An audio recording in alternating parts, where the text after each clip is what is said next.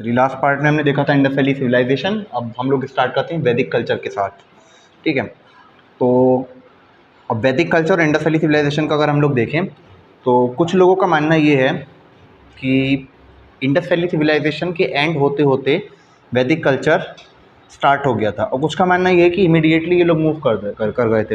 For example, this is the site of Indus valley civilization. ठीक, अब Indus valley civilisation के जब आप इधर बढ़ते हैं इंडिया की तरफ, तो कुछ ने कहा कि यहाँ पर नेचुरल कैलेमिटीज़ आ गई थी। कुछ हिस्टोरियंस ने कहा कि यहाँ पर नेचुरल कैलेमिटीज़ आ गई थी, जिस वजह से क्या होता है कि इन पर्सन्स को टूवर्ड्स द इंडिया मूव करना पड़ा।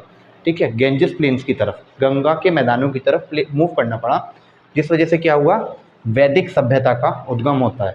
ठीक है, वैदिक सभ्यता का एस्टेब्लिशमेंट होता है। कुछ का मानना यह था कि इंडस वैली सिविलाइजेशन का और वैदिक कल्चर का आपस में कोई लेना देना नहीं है। ये लोग या तो यहीं पर रह गए या फिर इनका जो अर्बन कल्चर था वो ख़त्म हो गया और छोटे छोटे गाँव में कन्वर्ट हो गया।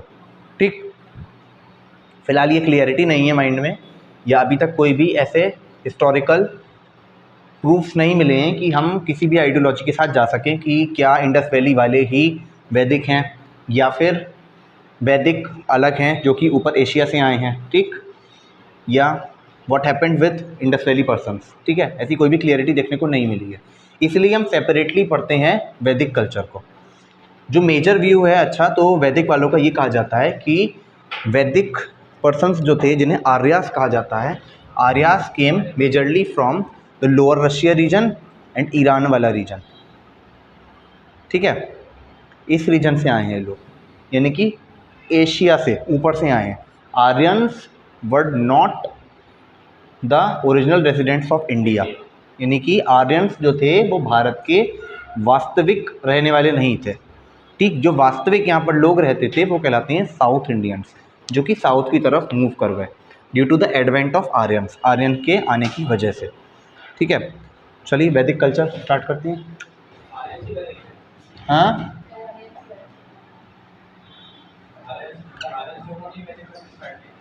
यस, मेजरली वैदिक culture is the study of Aryans. ठीक है, वैदिक culture is the study of Aryans. जैसे आर्यंस का एडवेंट होता है उसी के साथ हम वैदिक कल्चर का स्टार्टअप कह सकते हैं एक तरीके से। अब वैदिक से आप सिंपली टर्म सोच सकते हैं वेदास। ठीक है, या वेद। तो वेद क्या होते हैं, वेदास वर ट्रांसमिटेड ओरली, यानी कि एक जनरेशन से दूसरे जनरेशन को और दूसरे जनरेशन से तीसरे जनरेशन को ये क्या किए गए, ओरली सुनाए गए। जैसे कि मैंने पूरी लाइफ लर्निंग ली, उस लर्निंग को मैंने अपने आने वाली जनरेशन को दिया, अपने स्टूडेंट्स को दिया, अपने चिल्ड्रन को दिया, जिन्हें भी दिया। उन लोगों ने उस लर्निंग को नेक्स्ट जनरेशन को दे दिया। क्यों? क्योंकि उस टाइम पर कोई भी रिटन मेथड नहीं था लैंग्वेज का। ठीक, अब रिटन मेथड नहीं है तो क्या करेंगे आप, ओरली ही देंगे, एक्सपीरियंसेस के साथ, बोल करके। ठीक है, जिसे कहते हैं श्रुति, बोल करके। ठीक, तो ये थे वेदास। और अगर वेदास का पूछा जाए कि जैसे आप लोग एक ब्रह्मदेव की मूर्ति देखते हैं या एक फ़ोटो देखते हैं कहीं भी कैलेंडर वगैरह में, तो आप उनके पास 4 वेद इस टाइप से रखे हुए देखते हैं, ऐसे रखे होते हैं, इस पर लिखा होता है ऋग्वेद, यजुर्वेद, अथर्ववेद, सामवेद। तो ये वेदास जो लिखे गए थे ओरिजिनली, वो लिखे गए थे 10th to 11th सेंचुरी में, यानी 10 से 11 ईस्वी में। ठीक है, एडी आफ्टर डेट्स। ठीक, 10 से 11 ईस्वी में लिखे गए थे ये, ईसा पश्चात जो। और जो रिटन फॉर्म ऑफ वेदास है वो कहलाती है संहिता। लिख लें आप लोग, स्टार्ट करें लिखना।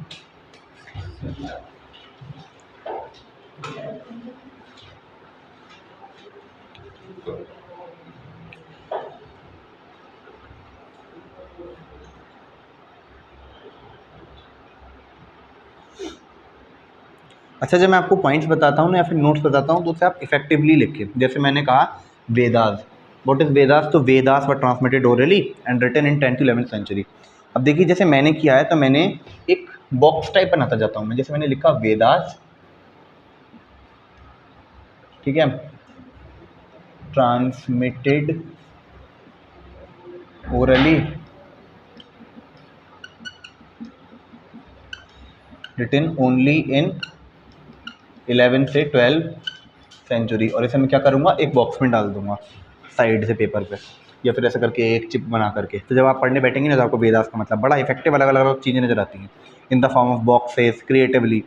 ठीक, तो लिखें आप लोग वेदास, या डिटेल अगर मैं कुछ लिखा हूँ तो वो अलग से लिखते गए। जिस वो आपका मेथड है, आप किस तरीके से उसे इफेक्टिव बना सकते हैं, पढ़ना आपको है फाइनली। वेदास इंग्लिश वाले लिखें, ट्रांसमिटेड ओरली मतलब ट्रांसमिट एक दूसरे से। What is a transmitter? Transmitter का काम क्या होता है? एक से दूसरे को ट्रांसमिट करना किसी भी चीज़ को, ठीक है, पहुंचाना। तो वो ट्रांसमिट कैसे किया गया? एक से दूसरे को पहुंचाया गया ओरली, बोल करके, in the spoken form, transmitted orally. और रिटन, जैसे कि मैंने आप लोगों को लिख कर भी दिया है, 10 से 11 सेंचुरी सी, यानी कि ये 10 से 11 सॉरी ओनली 10 से 11 सेंचुरी में ही ये लिख पाए थे, उससे पहले तक ये बोले हुए ही चले आ रहे थे। हिंदी वाले लिखें, वेदास या वेद, वेद का शाब्दिक अर्थ होता है, मतलब होता है बोला गया ज्ञान।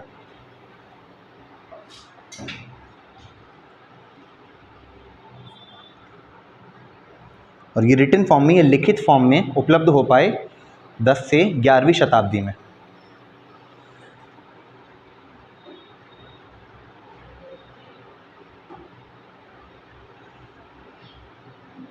और जो रिटन फॉर्म ऑफ वेदास है, लिखी हुई फॉर्म वेदास की, वो कहलाती है संहिता।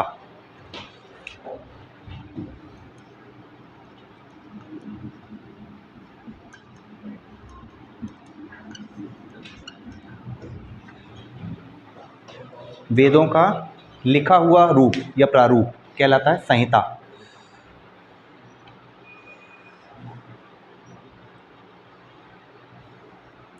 देखिए, जो सबसे प्राचीनतम वेद है, 4 वेद हैं, जैसे कि आप लोगों को पता भी होगा, चाहे तो लिख लें जिसे नहीं पता। ऋग्वेद, यजुर्वेद, अथर्ववेद एंड सामवेद। ठीक है, लिख दूं?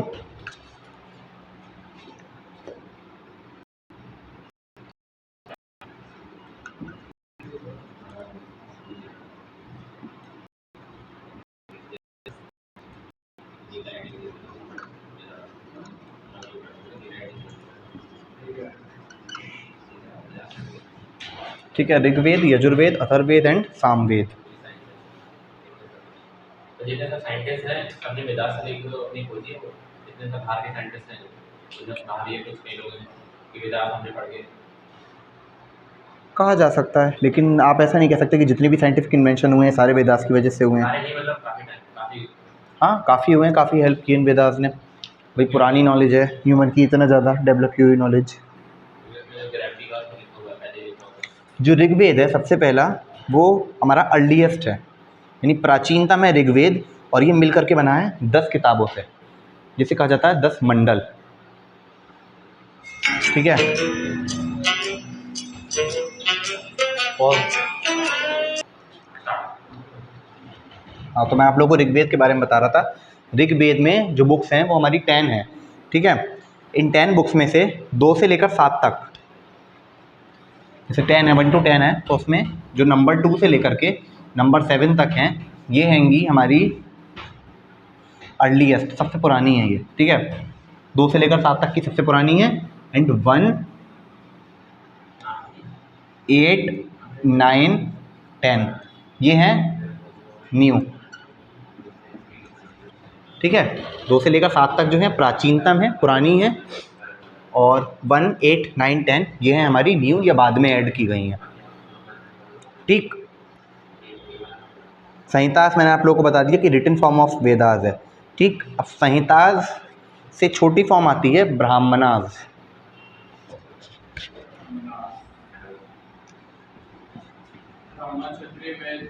No no no, not that.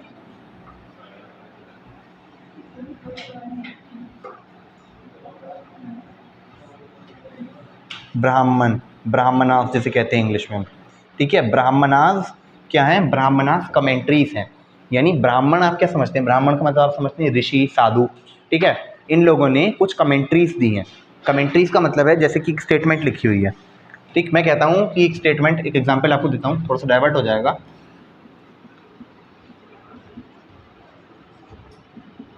Knowledge is power. ठीक है, ज्ञान ही शक्ति है। अब आप सबके अलग अलग व्यूज़ हो सकते हैं इस पर, कोई कुछ कहेगा, कोई कुछ कहेगा। अब जो एक्सपर्ट बंदे हैं वो इस पर क्या देंगे, बड़े कॉम्प्लिकेटेड वाले व्यूज़ देंगे, बहुत डीपली ऐसे तक लिख देंगे इस टॉपिक पर पूरा। नॉलेज इज़ पावर, ज्ञान ही शक्ति है।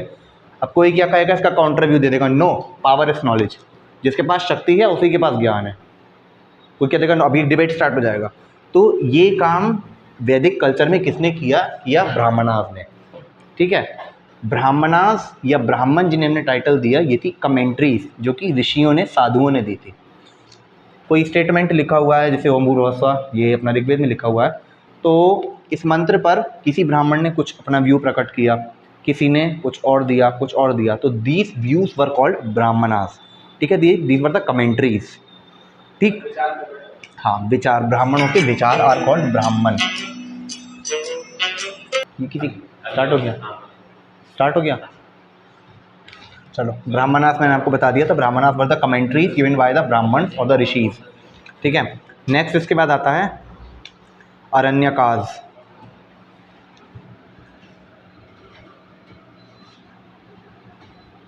अरण्य, अरण्य क्या होता है? अब देखिए, जो ब्राह्मणास है ये हमको दिया गया ऋषियों ने, साधुओं ने, ठीक है, जो कि आश्रमों में रह रहे हैं या फिर वैदिक कल्चर को फॉलो कर रहे हैं, वो लोग देंगे ब्राह्मणास। लेकिन अरण्य ऐसे साधुओं ने दिया जो कि गुफाओं में रह रहे हैं, जंगलों में रह रहे हैं, उनके व्यूज़ वो कहलाते हैं अरण्य। ठीक है, तो आपसे डायरेक्टली पूछा जा सकता है कि व्हाट इज़ अरण्य। अरण्य से आप वैदिक काल में शब्द अरण्य से आप क्या समझते हैं? 4 ऑप्शन दे दिए जाएंगे इजीली। तो अरण्य का मतलब है ऐसी कमेंट्रीज या फिर ऐसे व्यूज़ जो कि प्रोवाइड किए गए सेजिस ने, साधुओं ने, जो कि रहते हैं गुफाओं में, जंगलों में या फिर पहाड़ों वगैरह पर, माउंटेन्स में। ठीक है, तो वो कहलाते हैं अरण्यकास। अब ब्राह्मणास, जैसे कि मैंने आपको बताया, ब्राह्मणास में ऋषियों ने अपने कुछ व्यूज़ दिए। ब्राह्मणास से रिलेटेड एक चीज़ आती है जिसे कहते हैं उपनिषद।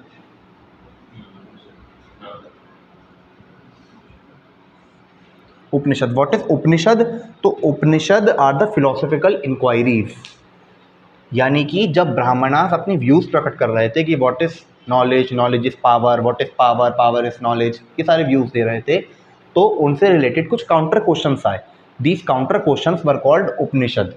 जैसे कि मैंने कहा कि नॉलेज इज़ पावर, ठीक है, तो आप लोग पूछेंगे sir firstly define what is knowledge. तो मैं आपको ये जो काउंटर क्वेश्चन आया, firstly define what is knowledge, पहले आप बताएं कि आप नॉलेज से क्या समझते हैं। तो दीज वर कमेंट्री, ये सारी चीज़ें रखी गई, ये रखी गई उपनिषदास में। ठीक है, फिलोसॉफिकल इंक्वायरीज, कुछ फिलोसोफर्स ने या फिर कुछ उनके शिष्य जो थे, जो उस टाइम पर इंपॉर्टेंट पर्सन थे, उन्होंने जो क्वेश्चन पूछे काउंटर, वो कहलाते हैं उपनिषद। तो संहिता, ब्राह्मण, अरण्य एंड उपनिषद, ये चारों चीज़ें आप लोगों को क्लियर हो गई होंगी। मैं पॉइंट वाइज लिखा देता हूँ, छोटा छोटा लिख लो आप इन पर। संहिता मैंने आपको बता ही दिया था, रिटन फॉर्म ऑफ वेदास, वेदों का लिखा हुआ रूप संहिता है। ठीक है, ब्राह्मणास या ब्राह्मण क्या कहलाता है? इसमें आप लिख सकते हैं कमेंट्री बाय द ऋषिज और साधुज। हाँ, संहिता बुक में नहीं लिखा हुआ है, रिटन फॉर्म अगर आप वेदा की कहें तो वो कहलाएगा संहिता। ऐसे कह सकते हैं हेडिंग, सब हेडिंग्स, टाइटल्स, सब टाइटल्स, इस तरीके से। ब्राह्मणास का मतलब हैगा कमेंट्री बाय द ऋषिज और साधुज। हिंदी में लिख सकते हैं इसका, ब्राह्मणास का, कि ऋषियों के या साधुओं के विचार। और अगर ये ऋषि और साधु आपको, अरण्य का मतलब होता है जंगल, हिंदी वालों को तो पता ही होगा इजीली, अरण्य का मतलब होता है जंगल। तो जंगल में रहने वाले साधु अगर विचार प्रकट करते हैं अपने, या ऐसे नागे बाबा टाइप जो होते हैं ना, जो सोसाइटी से अलग रहते हैं, जिन्हें मतलब अलग ही मोक्ष लेवल का प्राप्त हो जाता है, तो उनके व्यूज़ जो है वो अरण्यास में रखे गए। एंड जो सोसाइटी वाले ब्राह्मण थे, उनके व्यूज़ रखे गए ब्राह्मणास में। हाँ, अरण्य में लिखिए forest text bye sages who live in forest, text.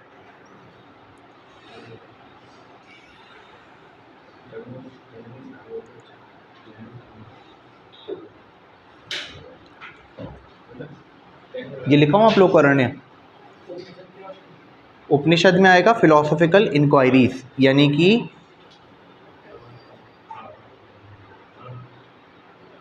philosophical inquiries, philosophers,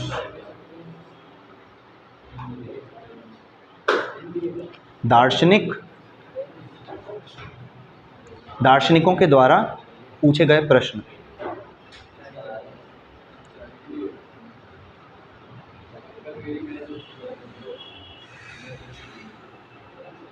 चलिए चलिए जल्दी जल्दी करें, ठीक है।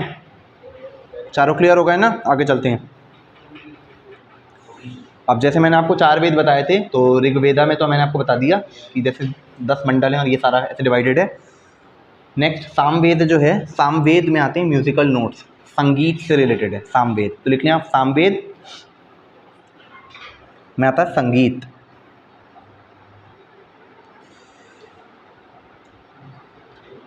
यजुर्वेद में आते हैं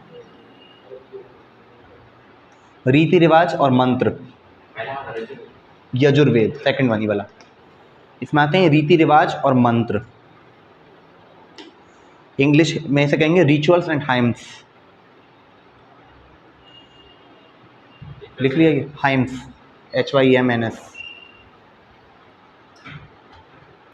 अथर्ववेद में आता है जादू टोने और काला जादू।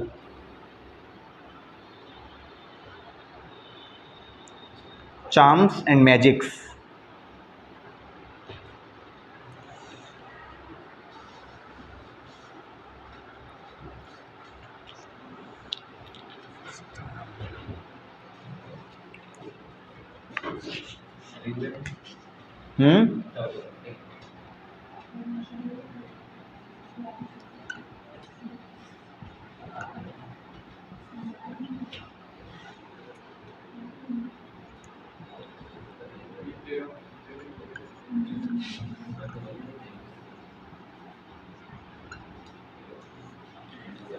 ज़ेंड अवेस्ता। ज़ेंड अवेस्ता क्या है? ज़ेंड अवेस्ता एक ईरानियन टेक्स्ट है, ठीक है। उन लोगों का एक सेक्रेट टेक्स्ट है, रिलीजन से रिलेटेड टेक्स्ट है, जिसमें आर्यंस के बारे में मेंशन है। अर्लीस्ट टेक्स्ट है ये, यानी कि अगर आप बात करें तो आर्यन का उल्लेख सबसे पहले कहाँ देखने को मिलता है, तो वो देखने को मिलता है ज़ेंड अवेस्ता में। और ज़ेंड अवेस्ता किस धर्म से रिलेटेड है? ये है ज़ोरोस्ट्रियनिज्म से रिलेटेड। ज़ोरोस्ट्रियनिज्म,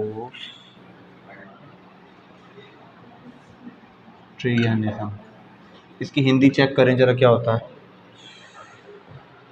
एक बार हिंदी चेक कर लो इसकी गूगल पे। ये जो मैंने टर्म लिखी है ज़ोरोस्ट्रियनिज्म, ये एक रिलीजन है, जैसे हिंदुइज्म, इस्लाम, क्रिश्चियनिटी, ऐसे ज़ोरोस्ट्रियनिज्म। पारसी धर्म। हाँ, पारसी धर्म, पारसी धर्म। ठीक है। तो ये जो ज़ेंड अवेस्ता है, ये एक धार्मिक ग्रंथ है। कौन से धर्म का? पारसी धर्म का। और पारसी धर्म के ग्रंथ में सबसे पहले आर्यों का उल्लेख देखने को मिलता है, जो कि ये बताता है कि आर्य कहाँ रहा करते थे। ये भारत के बाहर रहा करते थे, ठीक है, ईरान साइड रहा करते थे। तो ज़ेंड अवेस्ता ईरानियन या पर्शियन टेक्स्ट है रिलेटेड टू ज़ोरोस्ट्रियनिज्म। और ये क्या दिखाता है? लिख रहे हो नहीं आप लोग? ठीक है, लिख लिया सारा। Related to Zoroastrianism. और shows Aryans lived outside India, ये दिखाता है कि आर्यंस भारत के बाहर रहा करते थे। Shows Aryans lived outside India.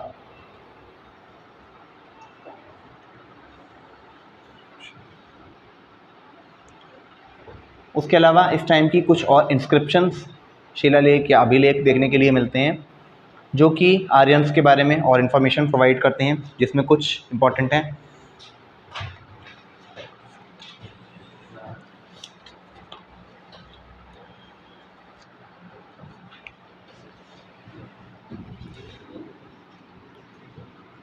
Anatolian,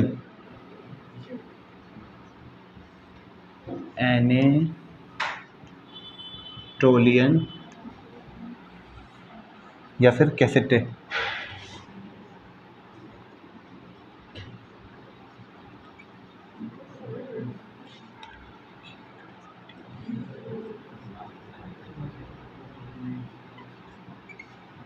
एनातोलियन या फिर कैसेट इंस्क्रिप्शन, ये देखने को मिला है इराक में।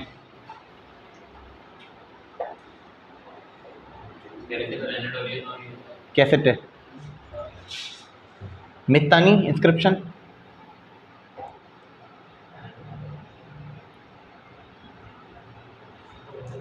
दूसरे वाले में इंक है, ये मार्कर में इंक।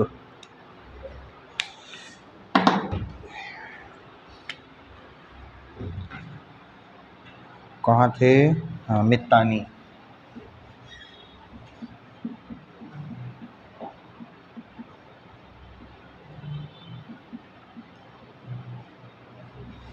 मित्तानी इंस्क्रिप्शन ये देखने को मिलता है सीरिया में। लिख भी रहे हो आप लोग? बोगास गोई, ये इंस्क्रिप्शन हैं, अभिलेख हैं, शिलालेख हैं। ये आपको पूछे जा सकते हैं डायरेक्टली। देखो आर्यन से रिलेटेड है ये, जैसे कि मैंने आपको ज़ेंड अवेस्ता बताया, ठीक है, ये पारसी धर्म से रिलेटेड है। इसमें सबसे पहले किसका, आर्यंस का उल्लेख देखने को मिलता है। अभिलेख या शिलालेख क्या होते हैं? पत्थर के मॉन्यूमेंट्स होते हैं जहाँ पर कुछ नॉलेज रिटर्न होती है, ठीक है। अब मैंने आपको बताया कि आर्यन से रिलेटेड कुछ ना कुछ इन्फॉर्मेशन मिल रही है आर्यंस के बारे में, कि आर्यंस यहाँ रह रहे हैं या आर्यंस यहाँ से मूव कर रहे हैं, तो ये अभिलेख उससे रिलेटेड इंपॉर्टेंट है, तो आपसे लोकेशन पूछी जा सकती है। हाँ हाँ, तो आपसे लोकेशन पूछी जा सकती है कि अनातोलियन शिलालेख आपको कहाँ देखने को मिलता है, तो आप लिख देंगे इराक में। 4 ऑप्शन दे दिए जाएंगे, ईरान, इराक, सीरिया, ठीक है। अनातोलियन कैसेट है, हाँ, ये दोनों इराक में फाउंड होते हैं। मित्तानी मिलता है सीरिया में।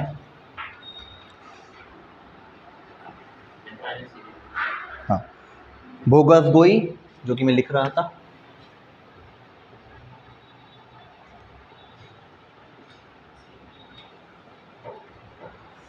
ये मिलता है टर्की में।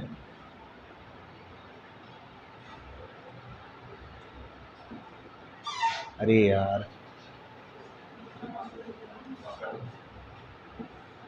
बोगस गोई ये कहाँ देखने को मिलता है? ये देखने को मिलता है आपको टर्की में, तुर्की। ये वैदिक गॉड्स के बारे में मेंशन करते हैं, वैदिक धर्म के भगवानों के बारे में, या आर्यंस के बारे में मेंशन करते हैं। मीन्स कुछ ना कुछ आपको इन्फॉर्मेशन मिल जाएगी। मैटर ये करता है कि इन्फॉर्मेशन क्या है, ये मैटर नहीं करती है आपको कि आर्यंस यहाँ से मूव कर रहे हैं ऐसा कुछ लिखा हुआ। मैटर ये करता है कि ये कहाँ पर पाए जाते हैं, ठीक है। क्वेश्चन आपसे ये आएगा। अब जो वर्ड आर्यन है वो किसी रेस को डिफाइन नहीं करता है, किसी समुदाय को डिफाइन नहीं करता है, बल्कि लैंग्वेज को डिफाइन करता है, ठीक है। जैसे कि संस्कृत का यूज़ करते थे ये लोग, और भारत में बोली जाती थी द्रविड़ियन लैंग्वेज या साउथ इंडियन लैंग्वेजेस जो हैं वो। अब जब आर्यंस आते हैं तो यहाँ पर किसका प्रेवलेंट देखने को मिलता है आपको? संस्कृत का, ठीक। तो वर्ड आर्यंस, डू नॉट लिखो वर्ड आर्यंस। आर्यन शब्द किसी जाति या समुदाय को नहीं दर्शाता, बल्कि भाषा को दर्शाता है। Aryans do not define race but language.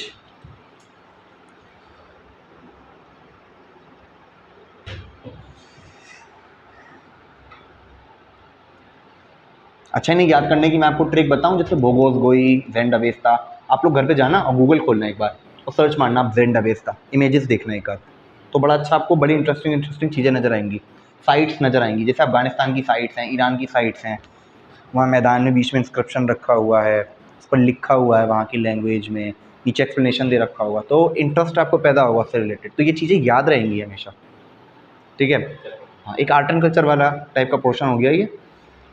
जब आप लोग देखेंगे तो अच्छा लगेगा आपको देख करके। What? The word Aryans do not define race और culture, but it is a term to be use for language. ये शब्द भाषा के लिए प्रयोग किया जाता है। और उसके अलावा एक इंटरेस्टिंग बात यह है कि ऋग्वेद की जैसे बात हो रही है, तो ऋग्वेद में किसी भी अर्बन या नगरीय सभ्यता का वर्णन नहीं है, ठीक है। लिख लें आप, no traces of urban way of life in the Rigveda. No traces of urban way of life in Rigveda, यानी कि ये एक ग्रामीण सभ्यता थी। अब आप कंपेयर करें कि इंडस वैली सिविलाइजेशन के बाद की सभ्यता है, फिर भी ग्रामीण है।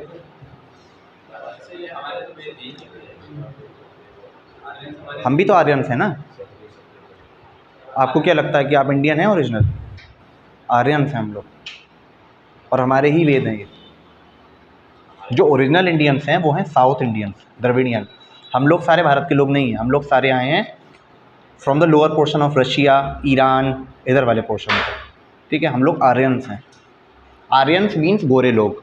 जब आर्यंस इंडिया में आए थे तो वो लोग वाइट लोग थे, गोरे, ब्लैक नहीं थे। जब इंडिया में आए और धीरे धीरे यहाँ की ज्योग्राफी के हिसाब से सेट हुए तो धीरे धीरे उनका कलर फेड होना स्टार्ट हुआ, या फिर इंटरमिक्स हुए जब यहाँ की लोकल पॉपुलेशन के साथ, जो कि ब्लैक थे ओरिजिनली, तो उनका कलर फेड स्टार्ट हुआ। और साथ ही साथ क्या होता है, जो ओरिजिनल रेजिडेंट्स थे इंडिया के वो साउथ की तरफ मूव होने स्टार्ट हो जाते हैं, साउथ इंडिया की तरफ। ठीक, और जो नॉर्थ इंडिया है, वेस्टर्न इंडिया है, यहाँ पर रह जाते हैं हमारे Aryans in the majority. South Indians भी आपको देखने को मिल जाएंगे नॉर्थ की साइड, वो तो इंटरमिक्सिंग ऑफ कल्चर है फिलहाल। ठीक है, तो no traces of urban way of life in the Rigveda. उसके अलावा एक इम्पॉर्टेंट चीज़ है, यहाँ पर अश्व या घोड़े का वर्णन देखने को मिलता है। Yes, horse was mentioned. हाँ, हॉर्स अचानक से पैदा हो गया, ऋग्वेद में से निकला। अच्छा, अगर आप बात करें, जैसे कुछ हिस्टोरियंस व्यू देते हैं कि these were the successors of Indus valley civilization, ये सिंधु घाटी सभ्यता के वंशज थे। तो इस चीज़ को साइंटिफिकली प्रूव किया गया है कि that it is the wrong thing, these were not the successors of Indus valley civilization. कैसे? जेनेटिक मार्कर M17, ठीक है, यानी कि कुछ जेनेटिक कैलकुलेशंस की गई जिससे जेनेटिक मार्कर निकला M17, जो कि डिफरेंशिएट करता है कि इंडस वैली सिविलाइजेशन एंड वैदिक culture, these both were different. ठीक, तो लिख लें आप, आपसे पूछा जा सकता है व्हाट इज M17। ठीक, तो M17 is a gene which differentiate, लिखो आप M17, M17 अंडरलाइन करके डैश लिखो,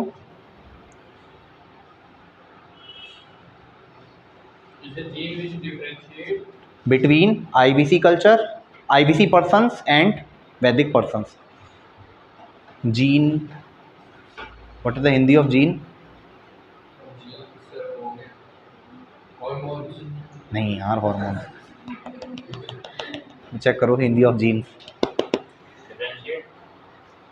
M17 was the genes which differentiate between अपना आर्यंस एंड IBC पर्सन्स।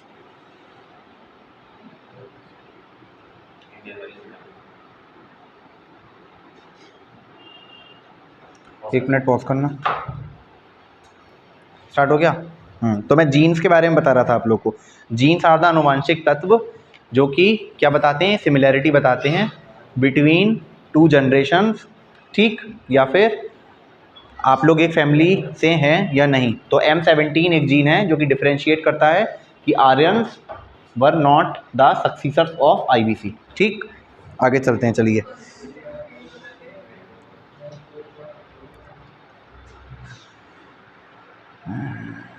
अच्छा, उस टाइम पर जो आर्यंस आते हैं जैसे, तो आप लोगों को देखने को मिलता है कि भारत और त्रित्सु,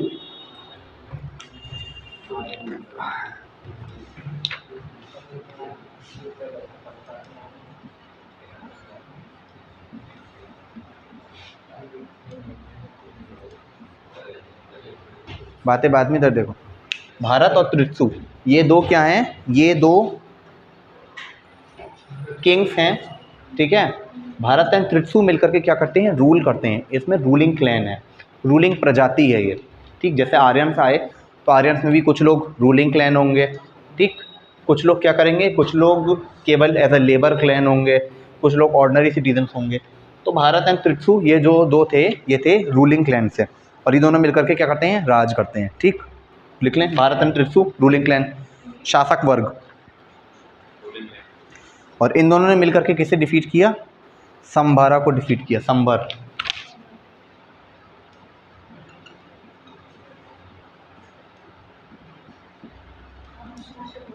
संबर नाम का किंग था, उसे डिफीट किया इन लोगों ने मिलकर के। ठीक है, और लेटर ऑन क्या होता है कि, अच्छा एक चीज़ और है कि भारताज हैव द सपोर्ट ऑफ ऋषि वशिष्ठ। जो भारत हैं उन्हें ऋषि वशिष्ठ का सपोर्ट था, ऋषि वशिष्ठ वर एसोसिएटेड विथ भारताज। ठीक,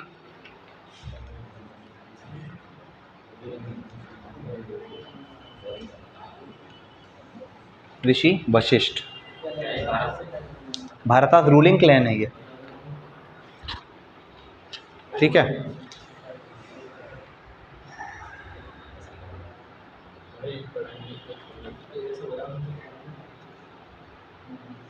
अच्छा, ये जो मैं आपको बता रहा हूँ ना, ये सारा, ये केवल ऐसा स्टोरी नहीं बता रहा हूँ, इसीलिए बता रहा हूँ क्योंकि लेटर ऑन आप इससे रिलेट कर पाएंगे महाभारत को। हाँ, इसीलिए बता रहा हूँ मैं। आर्यंस वर द मूल निवासी from the central Asia. Yes, Asia से आए थे ये, मध्याई एशिया रीजन से, ठीक है। अब लेटर ऑन क्या होता है कि भारतास प्लस पुरुष, ये वाले भारत प्रजाति plus another one that is पुरुष,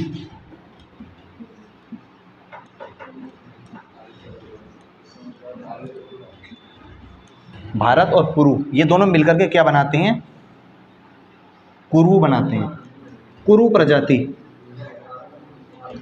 कुरु आप लोगों ने नाम सुना होगा महाभारत 13 में, ठीक है। एंड लेटर ऑन क्या होता है, कुरु और पंचाल्स मिल जाते हैं,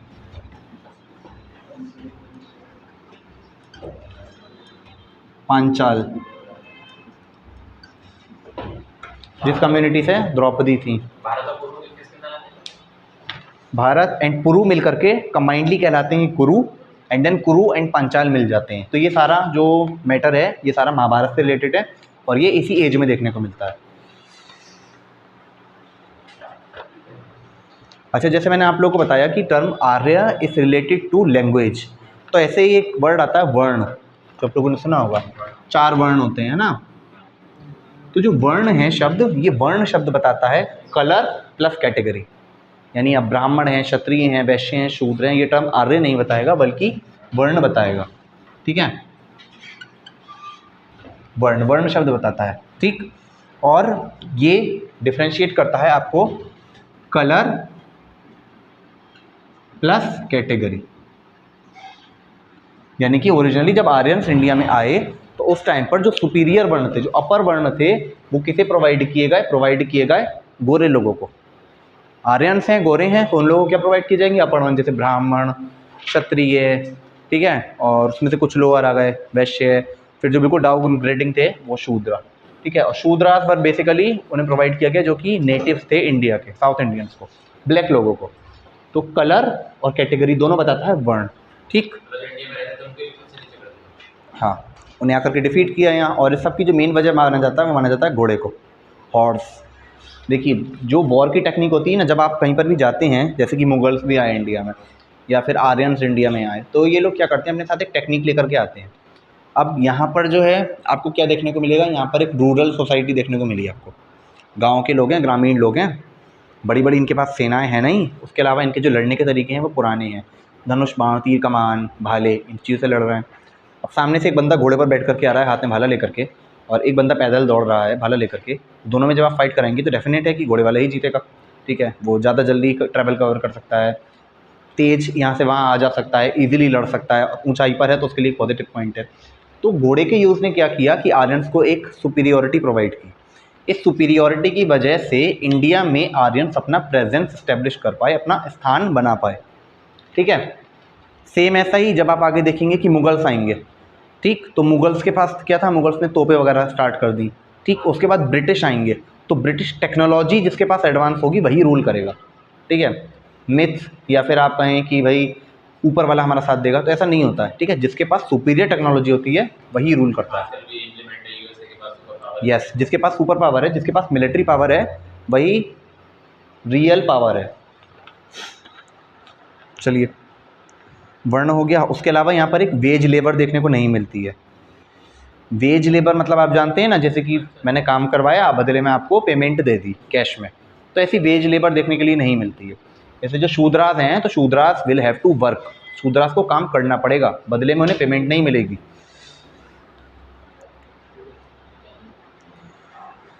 अच्छा, जो ऋग्वैदिक काल था, जैसे मैंने आपको बताया, तो ऋग्वैदिक काल में शूद्र का मेंशन नहीं है।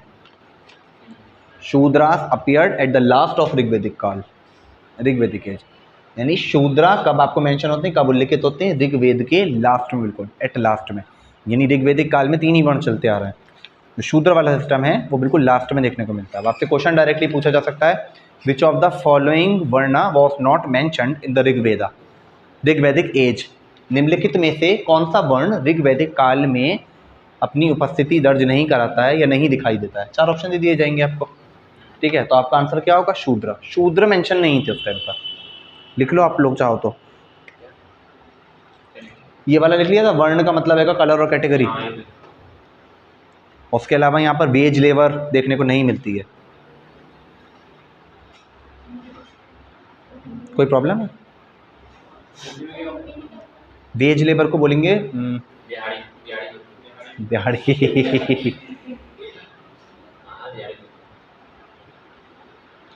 एज अ कैश पेमेंट आप कह सकते हैं कि कैश पेमेंट देखने को नहीं मिलती है, एक सिंपल टर्म है। हाँ वेतन, वेतन वाली आपको एक मजदूरी देखने को नहीं मिलती है, यस करेक्ट, वेतन मजदूरी देखने को नहीं मिलती है, दिहाड़ी मजदूरी, करेक्ट। और शूद्रास कब देखने को मिलते हैं आपको, at the end of Rigvedic period, यानी ऋग्वैदिक काल के अंत में आपको शूद्र देखने को मिलते हैं। जो वैदिक काल की स्टार्टिंग की सोसाइटी थी वो थी इगैलिटेरियन सोसाइटी, यानी इक्वल सोसाइटी। जैसे कि ऋग्वेद में एक, मैं आपको ओरिजिनल ऋग्वेद से एक लाइन बताता हूँ, फिलहाल उसमें तो संस्कृत में लिखी होगी, मुझे उसका हिंदी ट्रांसलेशन टाइप पता है। तो उसमें लिखा है, मैं एक कृषक हूँ, मेरी माँ सूत काटती है और मेरे पिता सेवा करते हैं, इस टाइप से कुछ था। तो उसमें बताया गया कि एक ही फैमिली में 3 टाइप के लोग मैं एक ब्राह्मण हूँ, मेरी माँ सूत काटती है और मेरे पिता क्या करते हैं, समाज की सेवा करते हैं। तो एक ही फैमिली में देखिए 3 टाइप के लोग रह रहे हैं। ब्राह्मण भी रह रहा है, उसकी माँ सूत काट रही है, यानी कि वो क्या है, वैश्य वाला काम कर रही है, और उसके पिता क्या कर रहे हैं, सेवा कर रहे हैं समाज की, यानी वो शूद्र वाला काम कर रहे हैं, ठीक है।